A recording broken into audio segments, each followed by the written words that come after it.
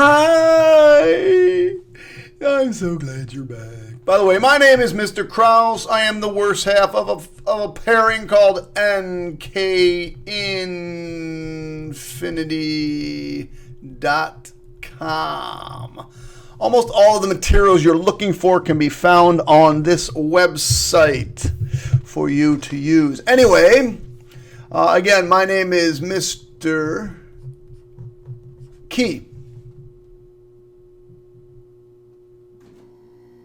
Oh, I'm supposed to teach you something. I totally forgot. Oh, yeah. No, I'm just kidding. Don't have my coffee with me, so, I have excuses. This is Unit 3.2. Unit 3.2. Let's see. Get started here. We're going to talk about graphing quadratic relations and functions. So, here is a typical parabolic curve. This is the parent function. We're going to continue to talk about parent functions. This is the parent function of a parabolic curve. We've done absolute value. We've done lines. Now we're doing a quadratic or a parabola. But it is a parent function of the quadratic. So, domain and range. Remember, domain deals with the x values. Range deals with the y values. So, I know it looks like it might stop at like maybe 4 here. Like, oh, okay, there it goes. It's going to stop at 4. But in reality, this parabola is going to extend forever and ever to the left. It's going to extend forever and ever to the right. So the domain is from negative infinity to positive infinity. Now, range is a different story. Range, we have to find the lowest value, the bottom value, and it goes forever and ever in a certain direction, for a parabolic curve at least. So in this case, the lowest point on this graph, the minimum value, is down here. And that's at 0, and it can equal 0. And it's going all the way up to positive infinity. Shoots up to positive infinity. All right. Coordinates of the vertex. That's right here. Coordinates of the vertex is the origin, 0, 0.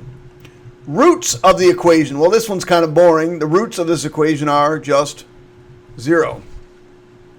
Or you can write x equals 0. I like doing it in curly brackets. Makes it look a little more professional.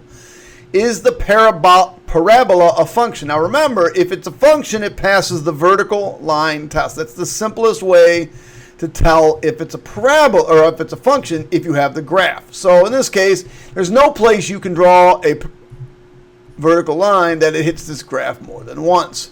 So yes, it is a function. In order for it to be a one-to-one function, it must pass the vertical line test and the horizontal line test. In this case, one test with the horizontal and it fails. So no.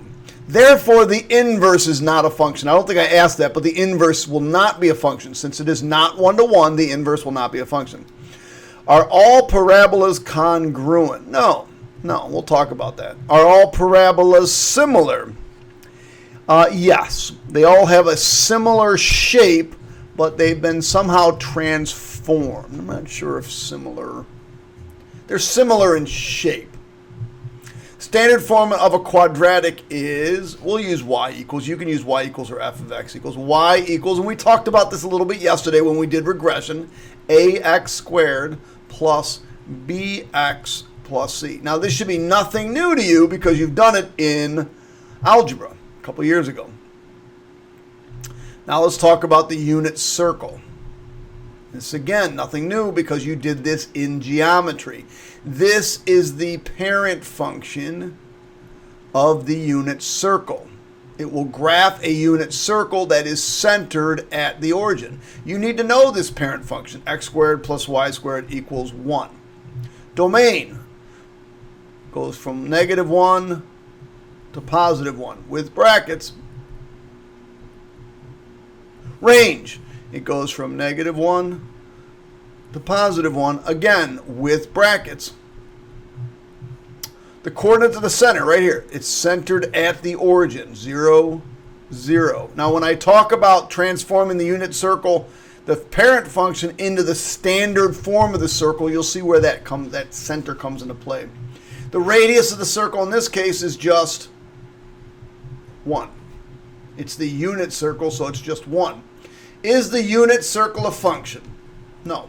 It is absolutely not a function. Circles are not functions. They fail the vertical line test over and over and over again. No. If it's not a function, you can't even talk about whether or not it's one-to-one. That's no. Are all circles congruent? No. Are all circles similar? Yes. They just have transformations of each other. Now here's the standard form of the circle, and I believe you learned this last year in geometry. We do the x stuff first, the y stuff. The important part is that you remember that it's x squared plus y squared equals radius squared. So what goes in here? Well, in here goes minus h and minus k. Now, if you remember from our transformations on the absolute value function, when you have numbers that are in the parentheses, like if I gave you, I'm losing my mouth, y equals the absolute value of x minus 5, you would remember, oh yeah, this is going to move to the right 5, or it's going to be moved to the right plus 5. So when things are in parentheses or in absolute value bars and you take them out, they become the opposite sign. So in this case, the center would be h comma k, and in this course, obviously the radius is just r, but whatever this is, it's going to be the square root of that. Don't forget that, okay, kids? All right, characteristics of a parabola. All right, so we got all these things on a parabola you need to know about. These two things here, let me do this in red so you can see it. These two things here are called the roots, zeros, or x-intercepts. They are called any one of those three. Sometimes they're even called the solutions. So when you're solving a quadratic, those roots or zeros or x-intercepts are the solutions to the quadratic. So there's a lot going on with those. This, everybody knows what this thing is.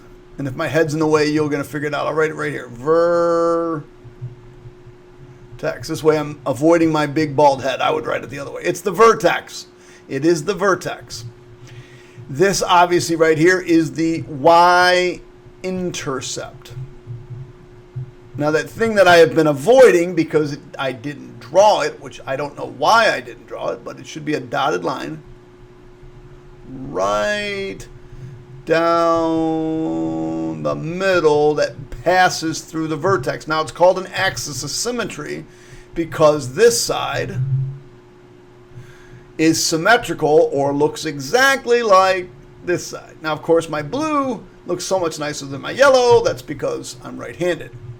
So what is that called? That's called the axis of symmetry. Now you need to also know the equation for the axis of symmetry, and we'll talk about this as we go through, but the equation is x equals negative b over 2a. Now remember, this goes back to the standard form of a parabola. A and b come from this formula. We're going to talk about it. We're going to talk about it. In fact, I think we're going to talk about it right now. So let's label the important characteristics of this graph. I will start with the vertex so I can get that out of my way. So we're going to move this over here so we can do the vertex. Vertex is right here. It's 1, 2, 3, 4. So it's 1, negative 4. That's the vertex. The roots, or the zeros. Most of the time I'll probably call them roots or zeros. And I'll do those in curly braces because they're a set of numbers. And our first one is negative 1, right here. And our second one is positive 3. And putting them in a set of numbers just makes it look a lot nicer. Our y-intercept. You can put this in a set of numbers if you'd like. It's negative 3. Now, if you don't want, you can write y equals negative 3. And finally, our axis of symmetry. And I want you to notice something about our axis of symmetry. I'll draw it right here.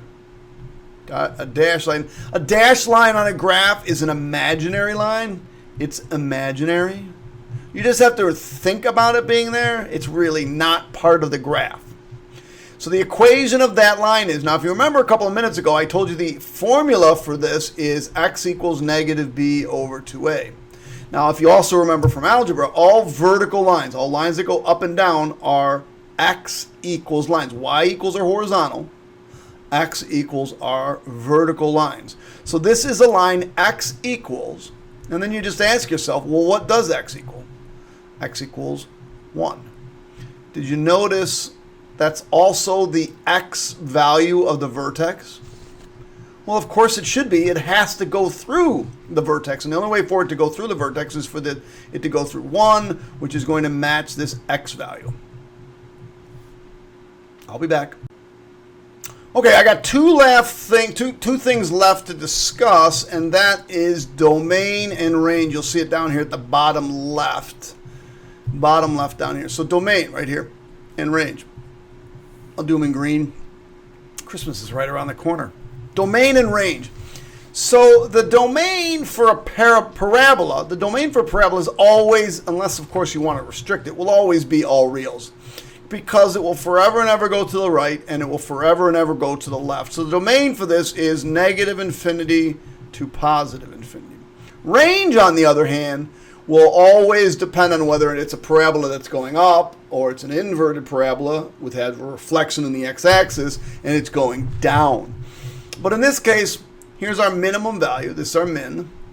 And minimum value is, well, it's always whatever the vertex is in this case. The minimum, or if it was a parabola going upside down, the maximum will always be that y value of the vertex. Well, in this case, it's negative 4. So our lowest value is negative 4, and it goes forever and ever up. So negative and 4 to infinity. See how it got infinity? Do you see why we call ourselves NK infinity? Because the word infinity, first of all, is really freaking cool. And second of all, it gets said about 1 billion times in math classes. All right. At this point in class, I'd ask kids to try this on their own. See what you come up with. What can you do? So if you want to, pause the computer right now and try it on your own. Oh, you're back. Thanks for coming back. Oh, my God. All right. So let's talk about the axis of symmetry. Again, remember, I said it's an x equals line, and it's a line that's got to go right down the middle. Oh, yeah. I gave you a hard one to start. Well, maybe it would make more sense. Why did I not ask you for the vertex? Did I ask you for, the vertex? I did not ask you for the vertex in this case. I probably should have. It would have been easier to start with vertex. I might add that in, so yours might have this. This vertex is 0, 2. I know I do it down here, but I do it mathematically down here, not up here. So, if you remember correctly, the equation for the axis of symmetry is x equals the x value of the vertex. In this case, x equals 0. But you probably should know that this line that I'm drawing in right now, that is the line x equals 0. Okay? The roots. The roots are, don't forget, roots or zeros are where it crosses the x-axis. So in this case, negative 1 and positive 1. The y-intercept, that's up here. That's at 2. Or y equals 2. The coordinates, oh, there it is. I probably should have put the coordinates of the vertex first. There it is. It's 0, 2. And finally, domain and range. I just told you a couple seconds ago, the domain for all parabolas will be almost always negative infinity to positive infinity. And the range, although it's probably right behind my head a little bit. Now, range, since we now have a maximum. Now, remember, with interval notation, when you're dealing with interval notation, whether it's a bracket or it's a parenthesis, the small value goes here and the large value goes here. Or the minimum value goes on the left and the maximum value goes on the right. Doesn't matter if you use brackets or parentheses. So in this case, This is the highest or the maximum value. Well, maximum value's got to go on the right side, so 2. The lowest value is down here, and it goes to negative infinity. So negative infinity is the lowest value. That's why it's got to be the minimum, the small value. And the large number goes on the right, and we can equal that. So let me get rid of this mess. And there it is. There's your answer for the range. Negative infinity to 2. Remember, you can never equal negative infinity, but you can equal negative 2. So the axis of symmetry. Not evil. Axis of symmetry. I told you a few minutes ago what the equation was. X equals negative b over 2a. Now, I also told you that this value, whatever this value is, let me go into an orange mode. Whatever this value is that one right there. Well, then, isn't it true then whatever that value is your x coordinate of the vertex? Well, then let's make a generalization then. If the axis of symmetry is x is negative b over 2a, my vertex is negative b over 2a. That's the x value. Remember, I just said it. That goes there or that goes there. They are the exact same thing. The y value, so this is the x value. The y value is the functional value at that point, or it is the y value is the function evaluated at the axis of symmetry. So I'm going to write this one up like this. It's f of negative b over 2a. It's f of negative b over 2a. So whatever, if you come up with here, if you came up with that the vertex was 5, the axis of symmetry is 5, well then this would be f of 5. If you came up with the axis of symmetry to be x equals negative 2, then this would be f of negative 2. So now I've got a really obnoxious problem for you. So I'll just do this one with you because it's stupid and obnoxious, but that's okay. Not everything in math has nice numbers. So the first thing I want to do, what's the question for? Find the axis of symmetry and the vertex. So the first thing we're going to start out is the axis of symmetry. X equals negative b over 2a. Now, if you can get this one right, you can pretty much get any problem right that asks vertex and axis of symmetry. Because this is kind of a dumb question. All right, so this is A, and this is B, and this is C. So A, we'll put that goes on the bottom, 2 times 14. On the top goes negative whatever B is. Well, B is 89. So this is really just negative 89 over 28. Well, believe it or not, that's it. That's what it is. It doesn't even reduce. It's not, and don't you dare give that to me as a decimal. So now I want to know what the vertex is. Well, the vertex, I'm halfway done with the vertex. The vertex is negative 89 over 28. Now remember, what's going to go here is f of negative 89 over 28. So to show that work, what we're really in effect going to do is h of, I should be using h, by the way. I didn't realize we changed functions. This should be h.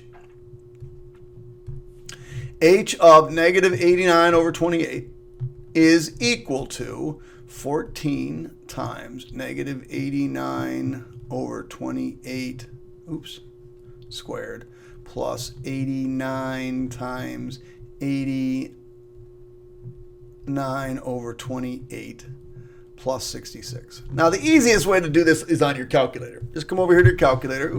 Calculator.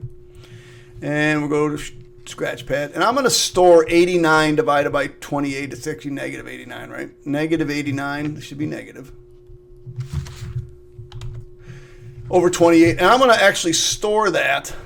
Control var. All right, so negative 89 divided by 28. Control var x. I'm going to store it into x.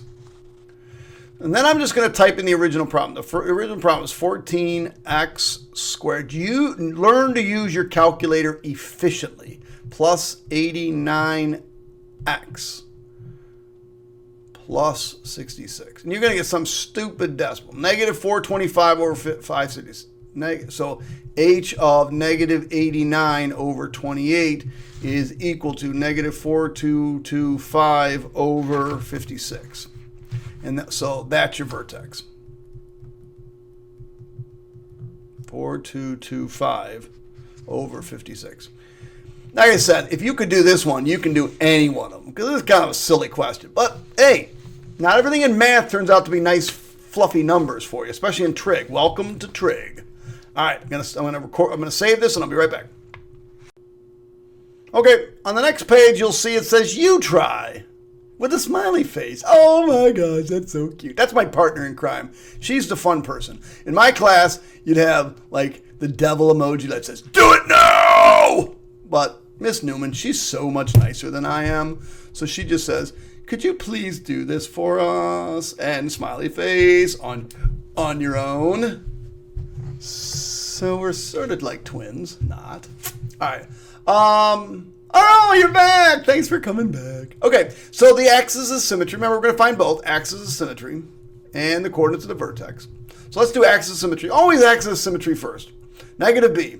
Negative 17. Sometimes it helps to put things in parentheses. Actually, pretty much everything. All over 2a. Now remember, and I should have started with our formula. It's x equals negative b over 2a. Well, this is 17 over 6. Oh, you're back to being annoying, Mr. Krause. I see that. All right, so now we need to do m of 17 over 6. So I'm going to substitute this in. Now, although I'm showing that I'm going to do this here, I am sure heck fire. Man, it sounds a little southern there. Ah, sure heck fire. Not going to do that one in my head. You crazy girl. All right, so we're going to come over to the calculator. I'm going to stow 17 over 6. 17 divided by 6. Control var x. So I store 17 over 6 into my x, and I'm going to type it in. 3x squared minus 17x minus 17x plus 10. Enter. Negative 169 over 12. So, by the way, my x's of symmetry is x equals 17 over 6. I've got that. My vertex is 17 over 6, comma, negative 169 over 12.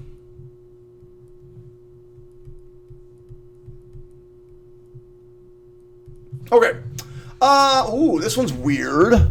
Let's see. Let's start with that formula. X equals negative b over 2a.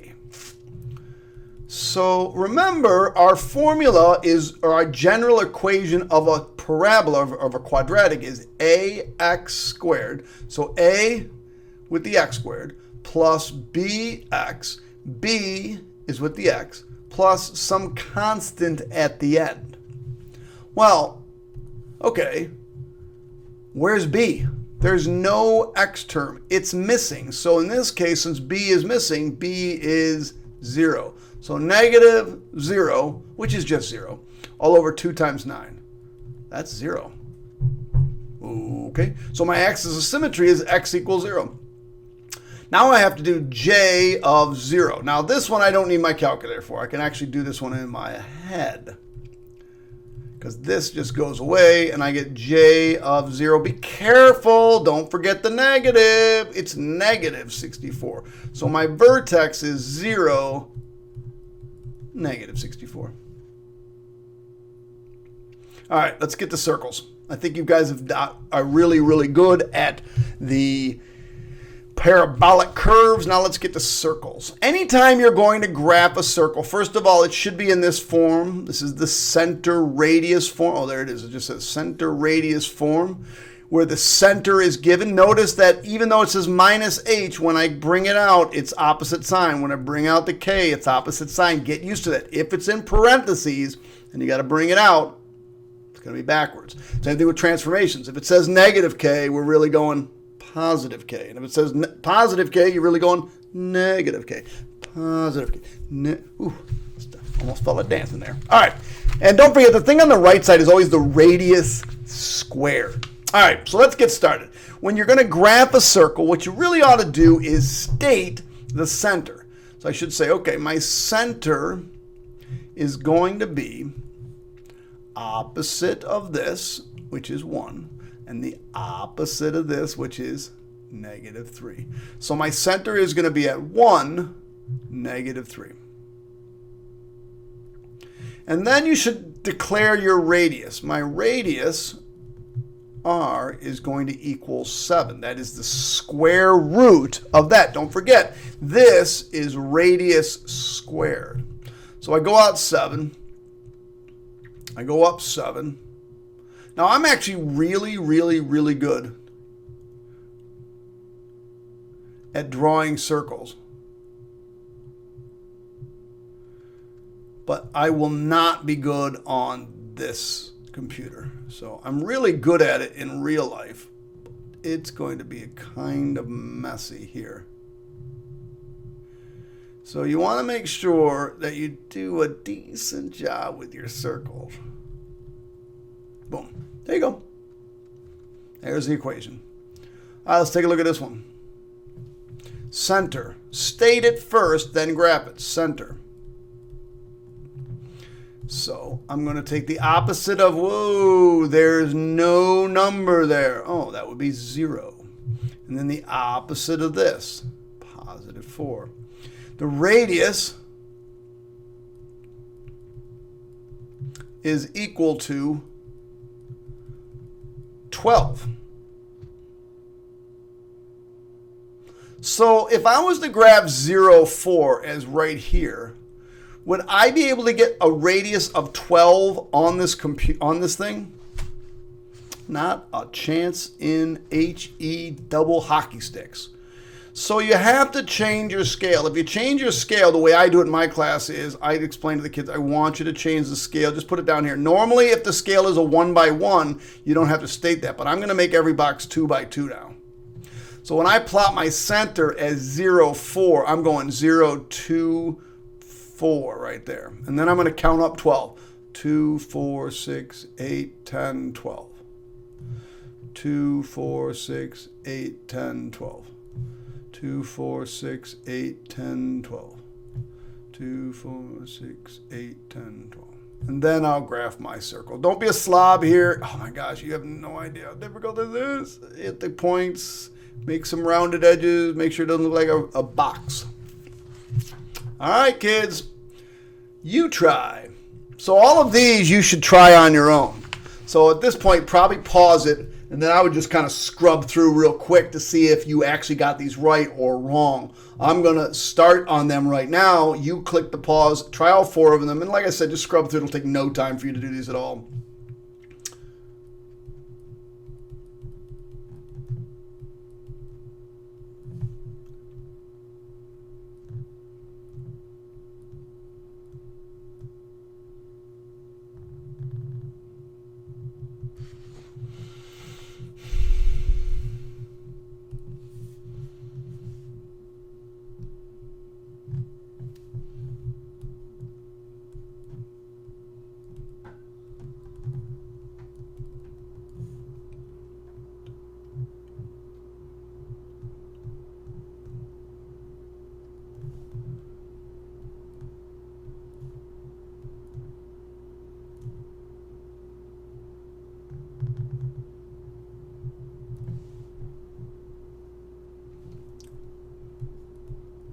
This one you have to be a little bit careful of, because I don't know why I'm being quiet. Like I'm going through these like I'm being quiet, like I'm not trying to give you anything. You got to be careful of this one. Remember, this is missing, so that's 0, 7, and a radius of 1. So 0, 7 is straight up here, and it's a little itsy bitty teeny weeny circle. So I'll put my center here, and then a center here. All right, and then ding, ding, ding, ding. Man, that little tiny circle. Somehow I lost my center. Okay, and then the last one, notice I don't give you an X or a Y, so notice then the center is just at the origin. It's 0, 0 with a radius equal to 7. So over 7. By the way, it's 10 by 10, so just come back 3. It's the fastest way. Oh my God, these are awful. Whatever. All right, there we go. All right, then can you work backwards? Can you work backwards? Write the equation of a circle with the center of this and a radius of this. Well, remember, the formula is this plus this squared equals radius squared.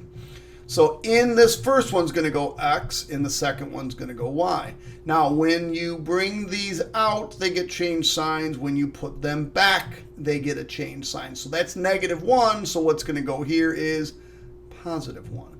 This is +9. So what's going to go here is -9. And don't forget, radius squared. So that would be 144.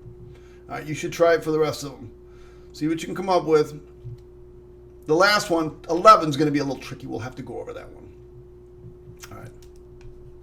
All right, so you're back. So it's x squared plus y squared. I should put the x in there. Equals the radius squared. So that's just 4. So I'm going to put this in.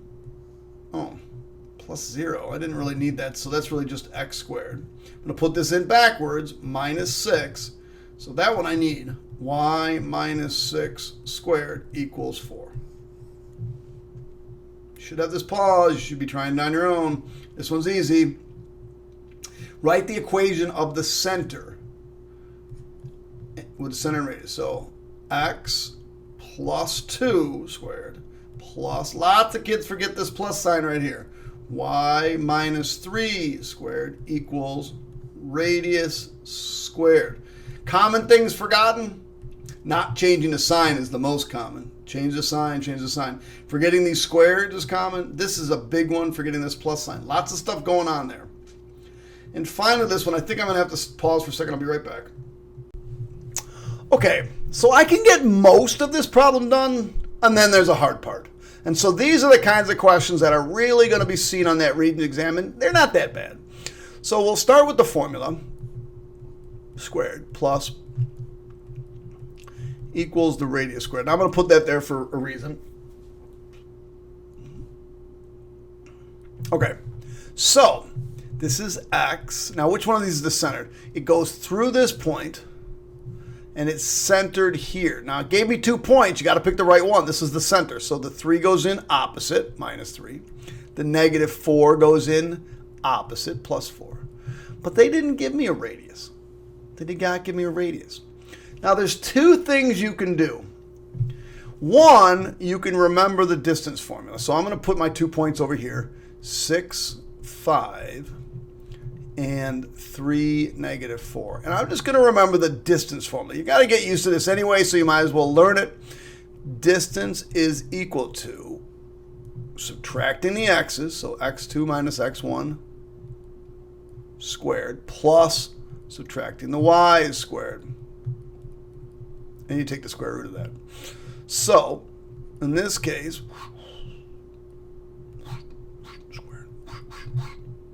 squared. All right, I'm going to plug in using different numbers. This is going to be subtracting the y, so it's going to be 3 minus 6 and -4 minus 5. So it's equal to -3 squared plus, that's a 4, right? -9 squared. So this is equal to 9 plus 81, which is equal to the square root of 90. So that would be the distance between the 2 points, otherwise known as the radius. Well, what goes on the right side of the equation? Oh yeah, radius squared. So what's going to go over here is the square root of 90 squared. Well, doesn't a square and a square root really just cancel each other out? So what's really going to go over here is a 90. Another way to do it is to simply plot these 2 points and then think about the Pythagorean theorem. 6, 5. 1, 2, 3, 4, 5, 6. 1, 2, 3, 4, 5. And 3, negative 4. 3, 1, 2, 3, 4. Now, the reason I show you that distance formula is because you're going to need to know that for certain things. When we get into axis, whatever, something later. So,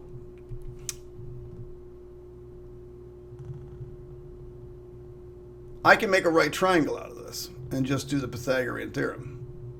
So the difference between 3 and 6, this is 3, and this came down 4 and up 5, so that was 9, and this would be my radius, because this is my circle right here, right? Centered at this point, goes to that point, there's my circle, so this is my radius. So radius squared is equal to 3 squared plus 9 squared, or radius squared is equal to 90. You decide. I don't really care which, but that's another way to go about doing it. Oh, shoot. This should have been on the next page. Let me write it here so I can get rid of that. F of x is equal to negative x squared minus x plus 6. And we want to know the vertex. All right, so we're going to do this by hand, not using the calculator, because you really should be able to do some of this stuff by hand. So first things first, in order to find the vertex, we're going to find the axis of symmetry. So that's x equals negative b over 2a, which is negative 1 over 2 times negative 1. So this is positive 1 over 2. So that's my x value. So now I'm going to evaluate f of 1/2. Excuse me, it's negative, right? Because this is negative 2 on the bottom, so it's negative 1/2. So it's positive 1 on the top, but this is negative 2. And maybe you don't like that. Maybe make sure, because you're like, what the hell is he talking about? What the heck's he talking about? This is really positive 1 over negative 2, but we don't leave things like that, so this is really just negative 1/2. So we're going to substitute negative 1/2 in. So we're going to do negative 1/2 squared. Oh yeah, we're doing this by hand, you fraction phobic fools. Don't be a fraction phobic fool. Plus 6. Let's see. 1/2 times 1/2 is 1/4. Minus, oops, it's plus, 2 negatives make a half, plus 1/2 plus 6. Well, a quarter plus a half is really 0.75. So you could say this is 6.75, but we don't want to do that. We like fractions. So we're going to find a common denominator. By the way, I definitely would be doing this one on my calculator. 1/4. The common denominator would be a fourth. So it'd be 1/4 plus 2/4 plus 24/4. And that's 27/4. Now, I'm worried that I didn't get that right, so let's just check this out. We're going to take negative 1/2. We're going to stow it into x, and we're going to type it in. So it's negative x, Of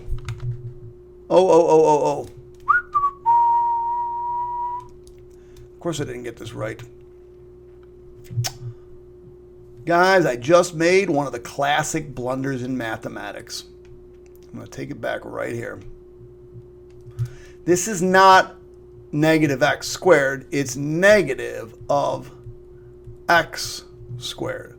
So negative 1/2 squared is positive 1/4. But the negative stays out front, so it becomes negative 1/4. So this should be negative 1/4.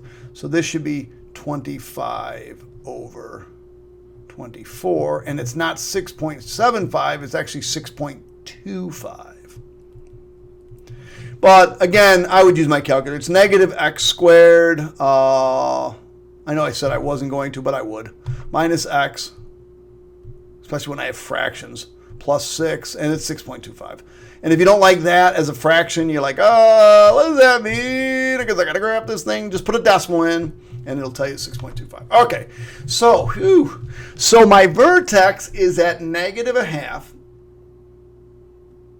6.25. So somewhere around there. Domain and range, well, domain is simple. Domain is negative infinity to positive infinity.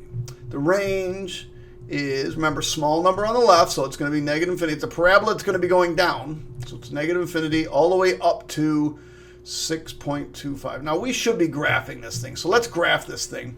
In order to graph it, I really need to know what the x-intercepts are. And you really need to know what the x-intercepts are. So I'm going to set this thing equal to 0. I didn't give you a lot of room here, and I don't know why. Let's just do a graph. No, I want to do this mechanically. So I'm going to set this equal to 0. Negative x squared minus x plus 6 equals 0. You never want to factor, and yeah, we have to factor an x squared that's negative. So I'm going to move everything to the right side. So 0 is equal to x squared minus plus x minus 6. And the factoring here is pretty easy. It's x plus 3, x minus 2. So my two roots, or zeros, are x equals negative 3 and x equals 2. And again, of course, you can get that off the graphing calculator. So I know it's going to go through negative 3 and positive 2. I also know what the y-intercept is. The y-intercept is right here. If I plug in 0, I'm going to get this out. So that's my y-intercept. So now I can do a quick sketch of what this thing looks like.